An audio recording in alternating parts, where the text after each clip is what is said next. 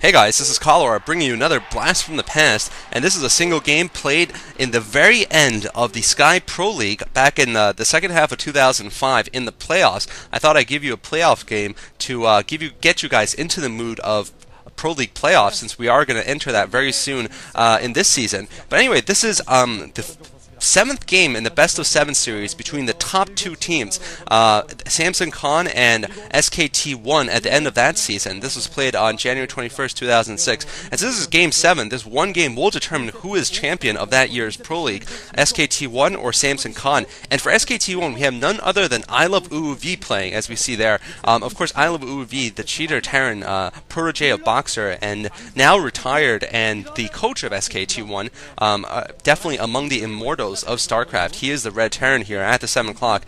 And facing him is a player I've never heard of called JJU, a Zerg player on Samsung Khan, who is also now retired. And he is the purple player here at the 11 o'clock position. This map is Rush Hour 2, by the way. I've casted several games on Rush Hour 2, and it's a map that I enjoy very much, mainly because your natural expansion is very wide open to attacks, and there's a lot of tactics involved in this map. You don't just send your forces out and clash in the middle. You really have a lot of opportunities to flank because of sort of a circular track connecting all of the natural expansions together.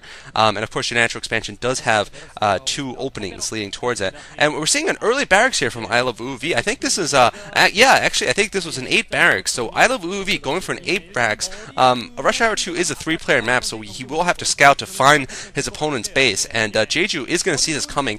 Looks like he's going for a 12 hatchery though before he manages to scout it. Oh my goodness! There's the Samsung Khan coach. It looks like she's still the same, and she's wearing definitely a pretty pimp Samsung Khan jacket there. She definitely wants her team to win, and it's all come down to this. I mean, this is how much Pro League matters. Think about this: the fate of both teams. I guess that's the old STK1 coach. The fate of both teams relies on these last two players. The series tied 3-3, and they both, of course, have worked very, very hard to get into the finals. And we are going to be seeing the the Pro League finals starting this weekend, this Saturday. I believe it's OGN versus STX, I think, and I think Moletrap and Diggity will be dual commentating it live.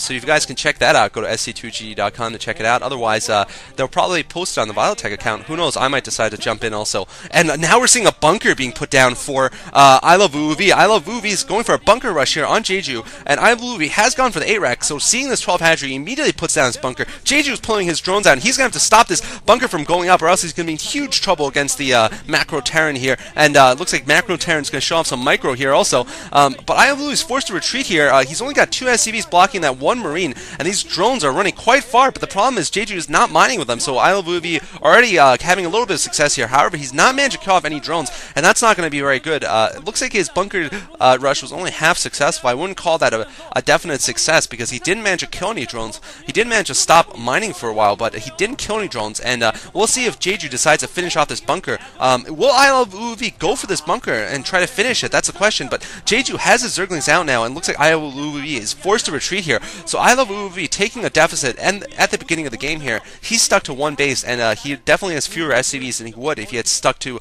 a standard build. And it looks like ILoveOOv is actually thinking about going for an expansion now, so he is going to be going for the 8 racks into expansion. Very interesting. This is what we saw Boxer do in the game I just casted about 2 hours ago against July Zerg. Very interesting. Looks like Jeju's building his 3rd hatchery now. He's going to have a bit of an economic advantage though against Boxer, especially if he manages to get some sort of harass up. Looks like he's just chasing that scouting SCV, and Boxer still has more Marines going up, so I guess he's thinking about putting even more pressure on Jeju, although I'm not sure how successful it's going to be at this point. Jeju has spotted those Marines also, so he knows the count, I think. And yes, ILoveOOv is going to place down the command center. And the thing is, I feel the Zerg at this point needs to go and put a harass on the Terran. I think it's a very smart idea for the Zerg to go for speedlings at this point.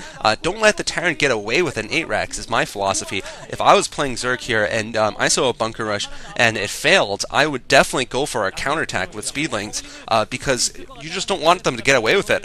You don't want them to be able to recover any sort of economic edge on you. When they're basically behind in the beginning. And looks like ILoveOOv is almost done with his command center, so he might take the economic lead anyway, despite his failed 8 racks in the beginning.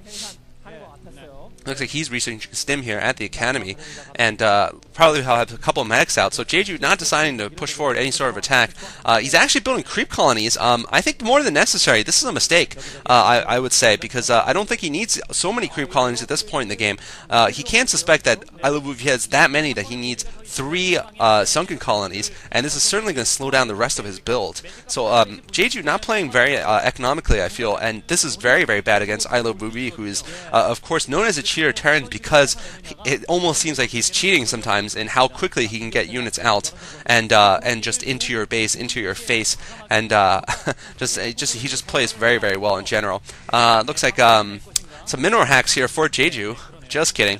And Jeju now building even more sunken colonies. What is he doing? He's morphing a lair at least, and probably going to go for that for the spire. But I feel that he should have at least scouted the base. I mean, he should have seen the push coming before putting up all these sunkens. But I guess part of the reason is because it is hard to hold your main base from your natural expansion. Your natural expansion doesn't really protect your main. And it looks like Jeju is actually going for lurkers here. Interesting.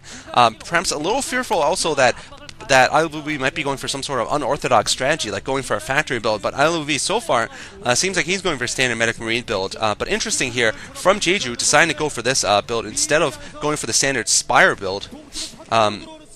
By the way, looking at the stats, Jeju is not very, well, he's not in a great situation against ILoveOOv. ILoveOOv's best matchups against Zerg, he, over his lifetime, accumulated a whopping 68% win rate against Zerg, while Jeju is only 49% against Terran. So I'm a little curious why Samsung Khan didn't send someone like Stork to the best of 7, the 7th game here, but I guess he was probably just already played early in the series. I didn't watch the beginning part of the series. And ILoveOOv sneaking around the sunken colonies, this is what I meant about it being very difficult to hold your natural expansion, and I feel like Jeju has made a critical mistake by not going for attack units, instead of going for the static defense.